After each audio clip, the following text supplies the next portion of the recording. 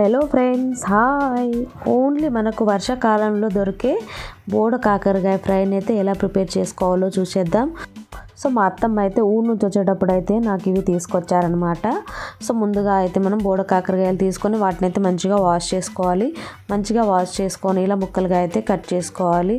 ఒక పెద్ద ఆనియన్ తీసుకొని వాటిని కూడా ముక్కలుగా కట్ చేసి పక్కన పెట్టుకోవాలి. సో ఒక మిక్సీ బౌల్ తీసుకొని అందులో వెల్లుల్లిపాయలు, నేనైతే 2 వెల్లుల్లిపాయలు అయితే తీసుకున్నాను. ఇందులోకి కారం అండ్ ధనియాల పొడి అయితే యాడ్ చేసుకోవాలి.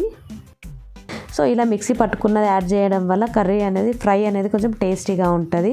సో దానికోసం అయితే ఇలా మిక్సీ పట్టుకోవాలన్నమాట.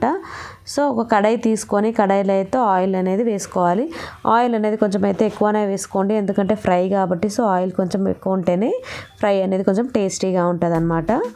సో అందులో మనం అయితే కట్ చేసుకున్న ఆనియన్స్ అయితే యాడ్ చేసుకొని వాటిని అయితే కొంచెం మంచిగా ఫ్రై అవ్వనివ్వాలి. సో మరీ ఎక్కువ ఫ్రై కూడా అవ్వనివ్వకండి, ఎందుకంటే కాకరకాయలని కూడా మనం ఫ్రై చేస్తాం కాబట్టి. సో ఎక్కువ ఫ్రై అవ్వనిస్తే ఆనియన్స్ అనేది మాడిపోవడం జరుగుతుంది.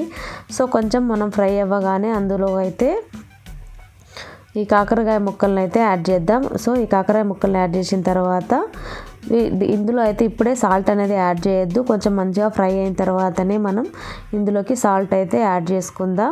వర్షాకాలంలోనే దొరుకుతాయి కాబట్టి ఈ బోడ కాకరకాయలు మీకు ఎక్కడైనా కనిపిస్తే మాత్రం తప్పకుండా అయితే తెచ్చుకోండి. తప్పకుండా తెచ్చుకొని అయితే ట్రై చేయండి. ఇవి మనకు వర్షాకాలంలో తప్పిస్తే మరి ఎప్పుడు కూడా లభించవన్నమాట. సో ఇలా కొంచెం మంచిగా ఫ్రై అయిన తర్వాత మనం ఇందులోకి కొంచెం పసుపును అయితే యాడ్ చేసుకుందాం.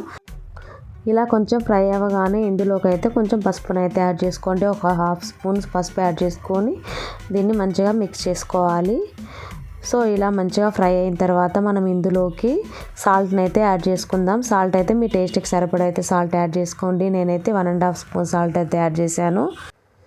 సాల్ట్ అనేది మంచిగా కరిగిపోయిన తర్వాత, అంటే మిక్స్ అయిపోయిన తర్వాత మనం ఇందులోకి అయితే ముందుగా గ్రైండ్ చేసి పెట్టుకున్న కారంని అయితే ఇందులో యాడ్ చేసుకుందాం.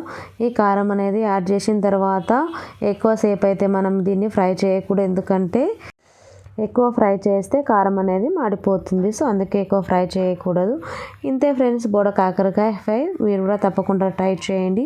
ఈ రెసిపీ కనుక మీకు నచ్చినట్లయితే ప్లీజ్ లైక్, షేర్, సబ్స్క్రైబ్.